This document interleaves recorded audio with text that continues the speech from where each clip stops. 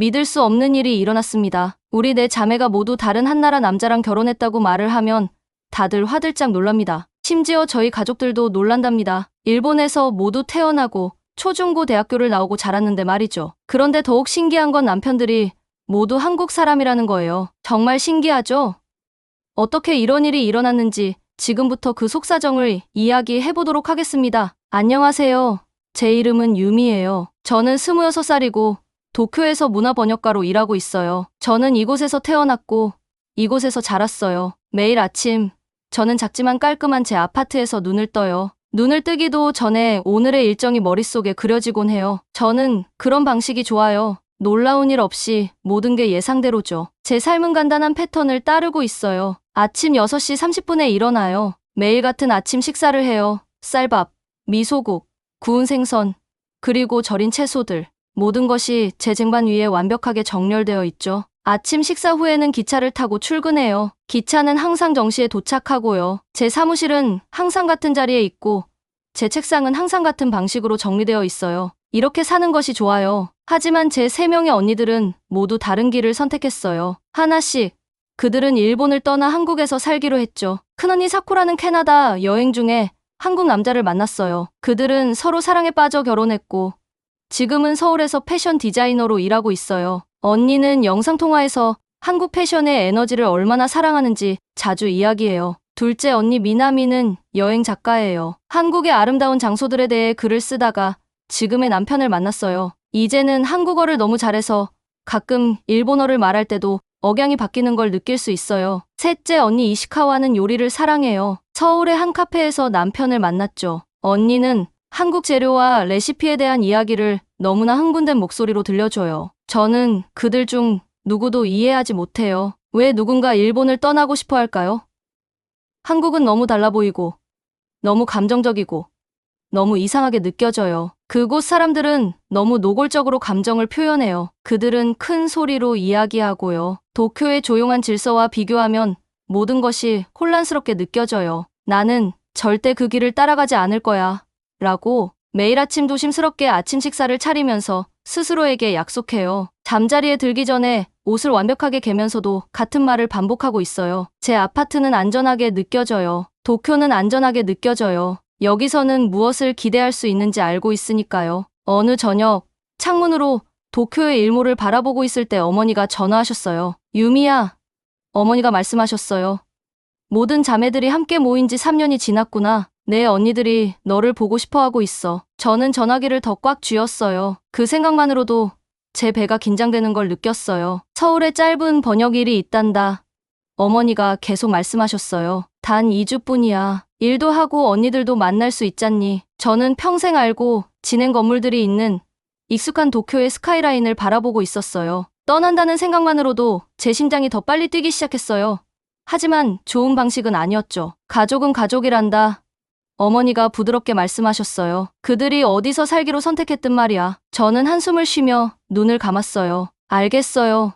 어머니께 말씀드렸어요. 2주 동안 갈게요. 하지만 그 후엔 돌아올 거예요. 이건 그냥 방문이에요. 그냥 일일 뿐이에요. 그날 밤 저는 여행 가방을 아주 조심스럽게 꾸렸어요. 모든 것이 완벽하게 접혀 있었죠. 모든 것이 제자리에 있었고요. 비행기 정보를 10번이나 확인했어요. 알람도 3개나 맞춰 놓았고요. 제가 깨닫지 못했던 것은 그 여행 가방을 꾸리면서 제가 알고 있던 유일한 세계의 경계도 함께 꾸리고 있었다는 거예요. 아직 알지 못했지만 제 인생이 완전히 바뀌려고 하고 있었어요. 잠이 들면서 저는 언니들에 대해 생각했어요. 그들은 어떻게 이 모든 것을 뒤로하고 떠날 수 있었을까요? 어떻게 일본 생활의 완벽한 질서 대신 불확실성을 선택할 수 있었을까요? 곧 그 답을 알게 될 거예요. 하지만 지금은 바다 건너편에서 저를 기다리고 있는 것이 무엇인지 전혀 모른 채 제가 항상 알고 있던 편안한 삶에 매달린 채 조용한 도쿄 아파트에서 눈을 감고 있었어요. 어느새 비행기가 인천국제공항에 살짝 흔들리며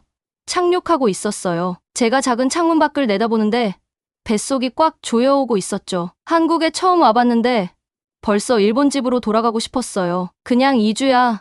저는 기내 가방을 집어들며 혼잣말을 하고 있었어요. 단 14일만 지나면 평범한 일상으로 돌아갈 수 있어. 공항 터미널에 들어서자마자 깜짝 놀랐어요. 천장이 머리 위로 아주 높이 뻗어 있었고 커다란 유리창으로 햇살이 쏟아지고 있었거든요. 모든 게 새 것처럼 깨끗했어요. 바닥은 거울처럼 반짝이고 있었고 한국어, 영어, 일본어, 중국어로 된 안내판들이 여행객들에게 여러 방향을 가리키고 있었죠. 제가 예상했던 것과는 너무 달랐어요. 한국 공항이 일본 공항보다 작고 덜 체계적일 거라고 생각했거든요. 그런데 인천공항은 넓고 현대적이었어요.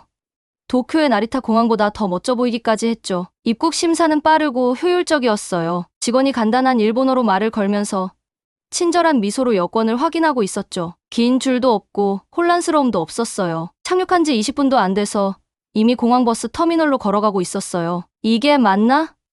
하는 생각이 들었어요. 제 머릿속에서는 한국이 항상 모든 면에서 일본보다 뒤처져 있었거든요. 그런데 공항버스는 마치 미래에서 온 것 같았어요. 좌석은 넓고 편안했고 각 좌석마다 전화 충전기와 작은 테이블이 있었죠. 무료 와이파이가 제 폰에 자동으로 연결되고 있었어요. 서울로 향하는 동안 도시가 버스 창문으로 모습을 드러내고 있었어요. 유리로 된 높은 건물들이 하늘을 향해 솟아 있었죠. 그 사이로 곡선 지붕에 밝은 색으로 칠해진 오래된 사찰들이 보였어요. 현대적인 것과 전통적인 것이 함께 있었는데 마치 완벽하게 맞아떨어지는 퍼즐 조각들 같았어요. 제 폰에서 사쿠라의 메시지가 왔어요. 우리 모두 호텔 근처 카페에서 기다리고 있어. 빨리 보고 싶다. 저는 재빨리 지금 가는 중이라고 답장했지만 자매들을 만날 생각에 긴장되고 있었어요. 그들이 변했을까요? 일본인이 아닌 한국인처럼 보일까요? 버스가 명동의 제 호텔 근처에 섰어요. 분주한 쇼핑 지역이었죠. 버스에서 내리자마자 도시의 소리와 냄새가 저를 덮쳤어요. 길거리 음식 노점상들이 지나가는 쇼핑객들에게 소리치고 있었고 달콤한 호떡과 매콤한 떡볶이 냄새가 공기를 가득 채우고 있었어요. 음악이 상점 입구에서 흘러나오고 있었죠. 모든 것이 시끄럽고 화려하고 활기 넘쳤어요. 도쿄의 조용한 제 동네 거리와는 너무 달랐어요. 그곳에서는 사람들이 다른 사람들을 방해하지 않으려고 조용히 걸었거든요. 여기서는 모든 사람들이 말하고 웃고 친구들을 부르고 있는 것 같았어요. 카페는 쉽게 찾았고 창문을 통해 세 자매가 흥분해서 손을 흔들고 있는 게 보였어요. 제가 들어가자마자 그들은 달려와서 저를 꼭 안았어요. 유미, 드디어. 사쿠라가 저를 꽉 껴안으며 말했어요. 너무 보고 싶었어. 똑같이 생겼네. 미나미가 제 머리를 만지며 말하고 있었어요. 그들은 변해 있었어요. 큰 변화는 아니지만 작은 디테일에서요. 사쿠라의 머리 스타일이 달라져 있었는데 제가 공항에서 본 한국 여성들과 더 비슷했어요. 미나미는 말할 때 손짓을 하고 있었는데 예전에는 절대 그러지 않았거든요. 이시카와는 냅킨을 떨어뜨리면서 아이고라고 말했어요. 좌절감을 표현하는 한국식 표현이었죠. 우리가 앉아서 커피를 마시는 동안 그들은 도쿄와 우리 부모님, 제 직장에 대해 물었어요. 하지만 곧 그들은 한국에서의 자신들의 생활에 대한 이야기를 나누기 시작했어요. 준서를 꼭 만나봐야 해. 사쿠라가 눈을 반짝이며 말하고 있었어요. 너한테 완벽해. 조용하지만 생각이 깊고 IT 분야에서 일하고 너처럼 책을 좋아해. 난 중매를 위해 여기 온 게 아니야. 저는 날카롭게 말했어요. 일과 너희들을 보러 왔을 뿐이야. 그게 다야. 그냥 저녁 식사만. 미나미가 간청하고 있었어요. 내 남편 사촌의 친구야. 아주 친절하고 예의 바르대. 게다가 잘생겼어. 이시카와가 미소를 지으며 덧붙였어요. 저는 단호하게 고개를 저었어요. 중매는 안 돼. 2주 후면 도쿄로 돌아가. 의미 없어. 자매들이 저를 불편하게 만드는 시선을 교환하고 있었어요. 저는 그 표정을 알아봤어요. 그들이 뭔가를 계획하고 있었죠. 그날 저녁, 우리는 한강이 내려다 보이는 식당에서 저녁을 먹었어요. 물은 도시 불빛을 반사하고 있었는데 마치 별이 가득한 거울 같았어요. 모든 것을 싫어하겠다고 다짐했음에도 불구하고 음식은 정말 맛있었어요. 상추에 싸서 먹는 구운 고기와 매운 소스, 그리고 다양한 방법으로 준비된 작은 반찬들이 있었죠. 그리고 준서가 도착했어요. 미나미의 남편이 그를 디저트를 함께 먹자고 초대했던 거예요. 저는 자매에게 환한 눈빛을 보냈지만 이미 떠나기엔 너무 늦었어요. 준서는 제가 예상했던 것과 달랐어요. 키가 크고 날씬했으며 동그란 안경과 부드러운 미소를 가지고 있었죠. 그는 부드럽게 말하며 제 문화 번역가 일에 대해 사려 깊은 질문을 던지고 있었어요. 정말 흥미로울 것 같아요. 그가 말했어요. 단순히 언어뿐만 아니라 사고방식까지 연결하는 거니까요. 저는 계획했던 것보다 더 많이 이야기하고 있었어요. 제가 일본 전통문학에 대한 사랑을 언급했을 때 그의 눈이 반짝였어요. 대학에서 일본 문학을 공부했어요. 그가 말했어요. 작은 순간의 아름다움, 말해지지 않은 것들의 가치를 두는 방식이 좋아요. 나중에 저녁 식사 후 우리가 강을 따라 걷고 있을 때 그가 물었어요. 지금까지 서울에 대해 어떻게 생각해요? 글쎄요. 제가 예상했던 것과는 달라요. 저는 인정했어요. 공항은 인상적이었어요. 그리고 이 강변 산책로도 아름다워요. 하지만 그는 제 망설임을 듣고 물었어요. 하지만 집 같지는 않아요. 저는 단호하게 말했어요. 너무 달라요. 너무 시끄럽고 너무 감정적이에요. 일본에서는 우리가 조용함과 절제를 중요시해요. 그는 사려 깊게 고개를 끄덕였어요. 그래도 때로는 야생으로 자라는 것에도 나름의 아름다움이 있지 않을까요? 그날 밤 호텔 침대에 누워 창문 밖으로 들려오는 서울의 소리를 들으며 그의 말이 제 머릿속에 맴돌고 있었어요. 이 도시는 잠들지 않고 항상 움직이며 항상 자신을 표현하는 것 같았어요. 2주, 저는 스스로에게 상기시켰어요. 그러면 평범한 일상으로 돌아가는 거야. 하지만 잠이 들면서 이 모든 것을 본 후에 제 평범한 일상이 예전과 같게 느껴질지 궁금했어요. 그리고 그것이 두려운 생각인지 아니면 설레는 생각인지도요. 우리의 첫 번째 목적지는 여러 블록을 차지하는 듯한 전통시장이었어요. 시장에 발을 들이는 순간 제 모든 감각이 깨어나고 있었죠. 상인들이 크고 친근한 목소리로 손님들을 부르고 있었어요. 길거리 음식 팥이 가득 든 달콤한 호떡, 빨간 양념의 매콤한 떡볶이, 그리고 구워진 고기 꼬치의 냄새에 방금 아침을 먹었는데도 제 배가 꼬르륵거리고 있었답니다. 이거 한번 먹어봐. 우리가 한 노점을 지나갈 때 친절하고 주름진 얼굴의 할머니가 제 손목을 잡았어요. 제가 뭐라고 하기도 전에 할머니는 김치 샘플을 제 손에 쥐어주고 있었죠. 일본에서는 낯선 사람이 이렇게 적극적으로 나서는 일이 절대 없어요. 저는 본능적으로 물러서고 싶었지만 할머니의 미소가 너무 진심 어려서 매운 배추를 한 입 먹어보게 됐어요. 너무 말랐네. 할머니가 저를 위아래로 훑어보며 선언했어요. 여자애들은 많이 먹어야 해. 할머니는 마치 친할머니처럼 제 팔을 살짝 꼬집었답니다. 감사합니다. 제가 기초적인 한국어로 대답하며 살짝 고개를 숙였어요. 할머니는 환하게 웃고 있었죠. 봤지? 우리가 걸어가는 동안 미나미가 속삭였어요. 할머니가 너를 방금 만났는데도 이미 가족처럼 대해주셨잖아. 이게 바로 한국이야. 우리는 몇 시간 동안 시장을 돌아다니고 있었어요. 한 할아버지가 꿀을 잡아당겨 가는 비단실처럼 만드는 모습을 지켜봤죠. 저는 작은 도자기 컵을 흥정하면서 상인과의 주고받는 대화를 즐기고 있는 제 모습에 놀랐어요. 심지어 길거리 음식도 먹어봤는데 혀를 대었지만 이 마늘, 계피와 설탕의 달콤함으로 가득 채워준 바삭한 호떡을 맛보았답니다. 다음으로 우리는 한옥마을을 방문했어요.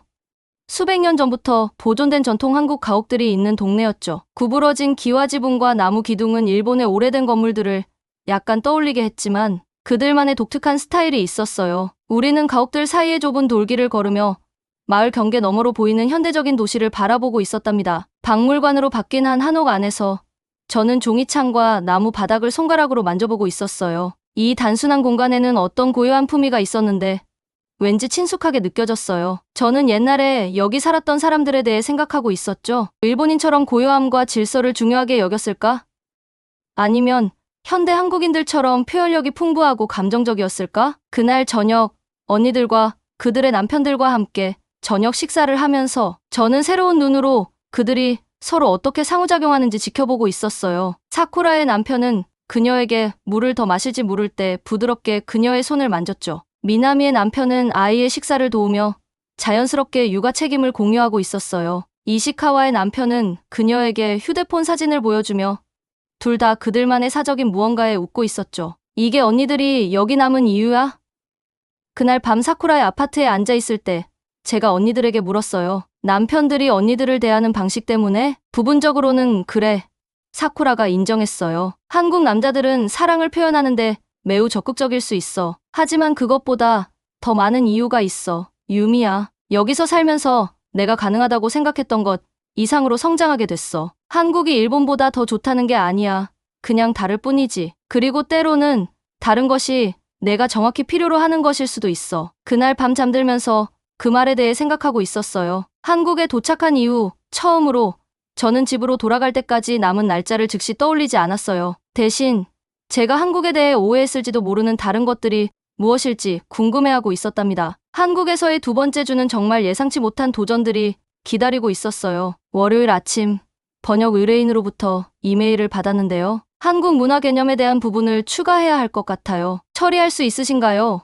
아니면 현지 전문가를 찾아볼까요? 호텔방에서 노트북 화면을 멍하니 바라보고 있었어요. 한국 문화 개념을 완전히 이해하지 못한다고 인정할 수는 없었죠. 그러면 너무 비전문적으로 보일 테니까요. 하지만 제가 이해하지 못하는 것을 어떻게 번역할 수 있을까요? 처리할 수 있습니다라고 답장을 보냈는데 바로 후회가 밀려오고 있었어요. 그날 오후 호텔 근처 작은 카페에서 프로젝트 매니저를 만났어요. 저를 보자마자 웃으면서 옆에 앉아있던 사람을 소개해 주었죠. 이쪽은 준혁 씨예요. 이번 프로젝트에서 문화 자문으로 함께 하실 거예요. 그를 알아보는 순간 가슴이 철렁 내려앉고 있었어요. 준혁은 준서의 친구였거든요. 준서는 제 자매들이 저녁 식사에서 소개해준 남자였어요. 이것도 또 다른 소개팅인가 싶었는데 준혁이 말을 꺼내자 완전히 전문적인 태도였어요. 번역하시는데 한국 문화 개념에 대한 도움이 필요하다고 들었습니다. 그의 목소리는 차분하고 존중이 담겨 있었어요. 네. 저는 인정했어요. 일본 개념은 잘 알고 있지만 한국 표현은 제게 생소해서요. 그 후 사흘 동안 준혁과 저는 그 카페에서 함께 작업하고 있었어요. 그는 인내심을 가지고 한국 관용구와 문화적 참조를 설명해 주었죠. 특히 가족 관계에 대한 어려운 구절로 고민하고 있을 때 그는 냅킨에 도표를 그려서 이해를 도와주었어요. 보세요. 한국에서는 가족 관계가 이렇게 바깥으로 뻗어나가요.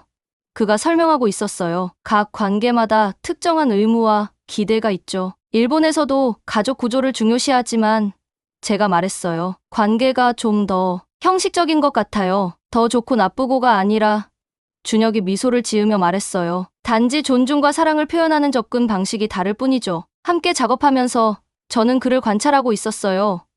그가 단어를 신중하게 선택하는 방식, 한국과 일본 문화 모두에 대한 존중, 제가 같은 질문을 여러 번 물어봐도 보여주는 인내심이요. 목요일이 되자 우리는 편안한 루틴에 빠져들고 있었어요. 제가 한 섹션을 번역하면 준혁이 문화적 정확성을 검토해주는 시기였죠. 휴식 시간에는 커피를 마시며 이야기를 나누고 있었어요. 그는 부산에서 자라 서울로 이사한 이야기를 들려주었고 저는 도쿄에서의 어린 시절 추억을 나누었죠. 그립군요. 제가 일본에 있는 동네를 설명하자 그가 관찰했어요. 그 친숙함, 그 일상이요. 네.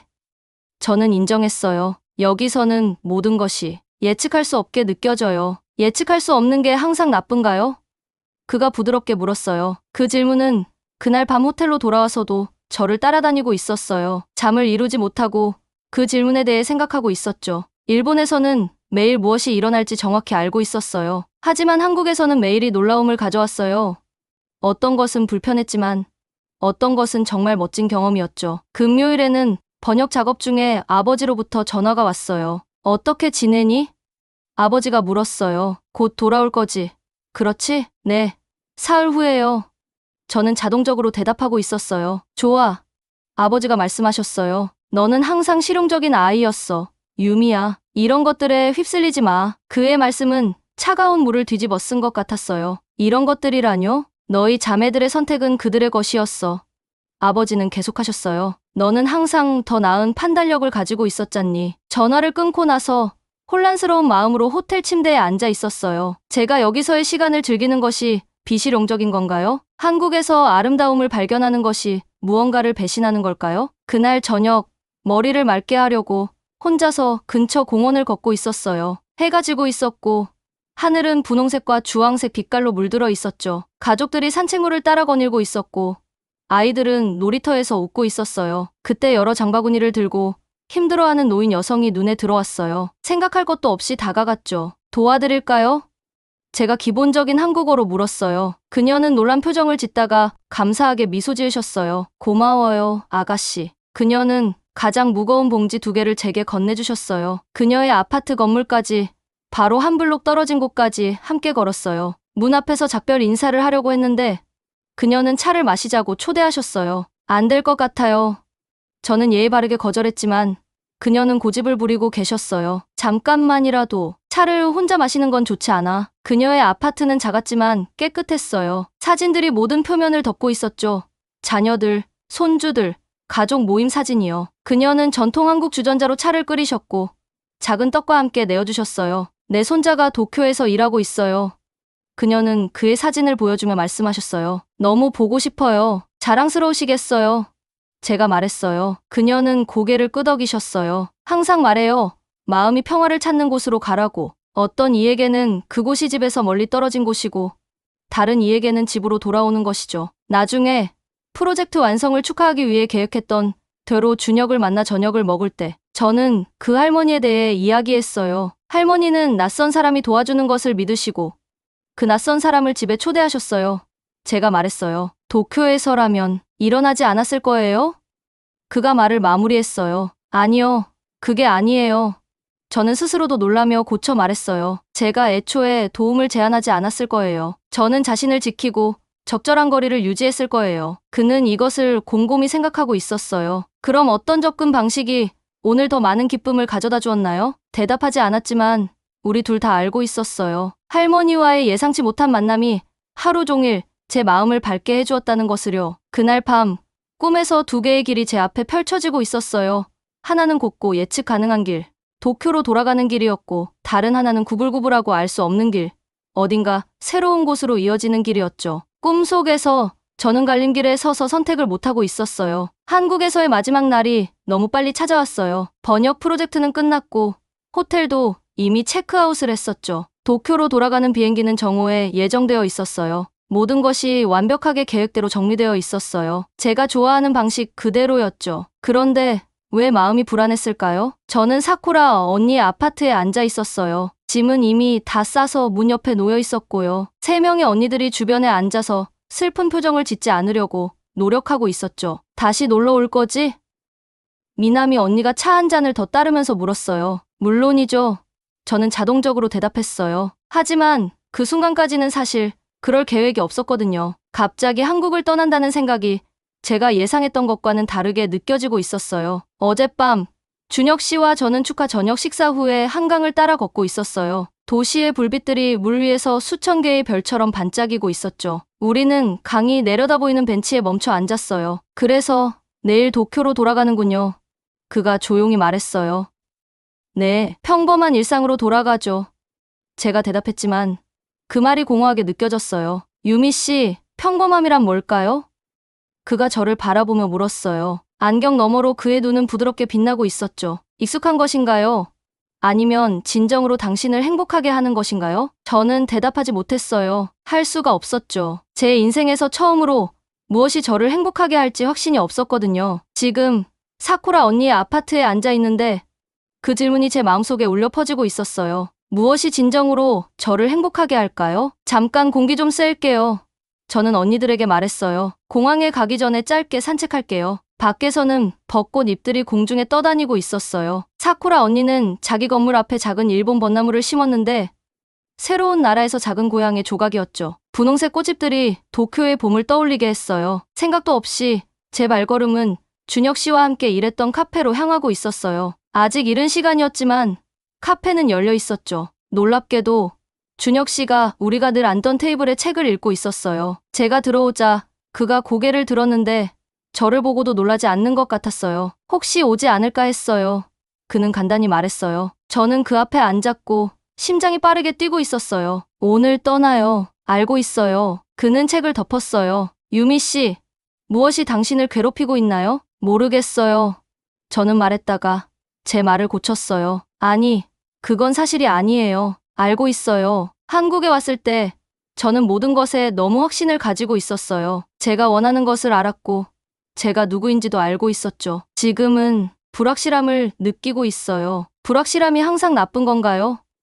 그는 우리의 이전 대화를 떠올리게 하며 물었어요. 일본에서는 모든 게 계획되어 있어요. 제 아파트, 제 직장, 제 일상 루틴. 안전하고 편안하죠. 그리고 여기서는요. 저는 창밖의 분주한 거리를 바라봤어요. 사람들이 서둘러 지나가며 친구들을 부르고 웃고 있었어요. 도시는 에너지로 가득 차 있었죠. 여기서는 모든 게 예측할 수 없어요. 시끄럽고 감정적이죠. 하지만 또한 살아있는 것 같아요. 준혁 씨는 고개를 끄덕이며 제가 계속하기를 기다리고 있었어요. 제 언니들은 일본에서 찾지 못했던 무언가를 여기서 찾았어요. 단지 사랑만이 아니라 다른 삶의 방식으로 더 개방적이고 더 표현적인 방식이죠. 저는 잠시 멈추고 말을 찾고 있었어요. 저는 항상 언니들이 일본을 떠난 것이 잘못됐다고 생각했어요. 그들이 질서 대신 혼돈을 선택했다고요. 하지만 지금은요?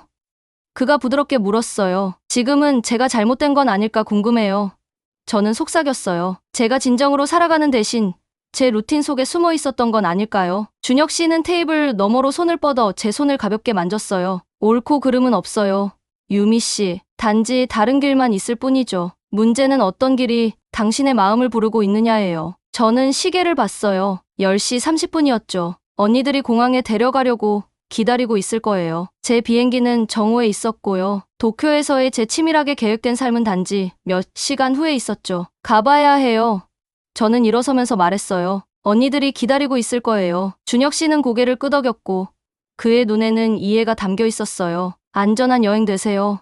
유미 씨, 저는 사쿠라 언니의 아파트로 서둘러 돌아갔고 마음이 빠르게 뛰고 있었어요. 언니들은 정말로 기다리고 있었고 제 짐은 이미 사쿠라 언니의 차에 실려 있었죠. 갈 준비 됐어?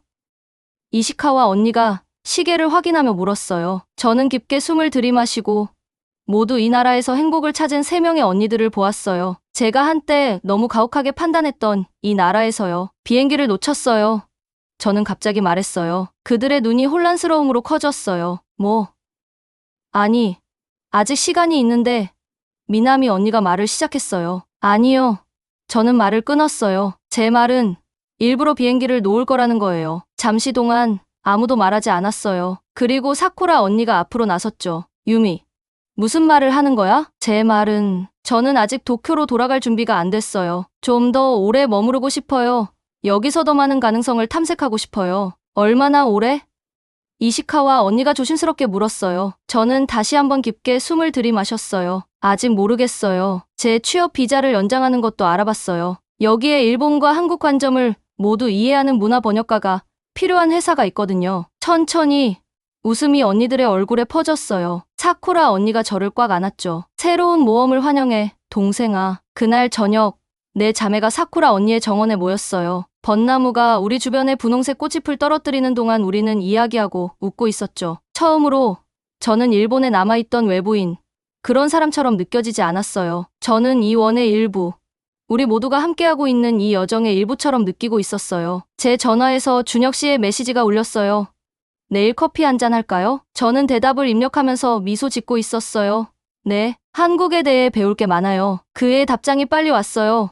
그리고 저는 당신에 대해 배울 게 많아요. 서울 위로 해가 지는 동안 저는 제 여정이 끝난 게 아니라는 걸 깨달았어요.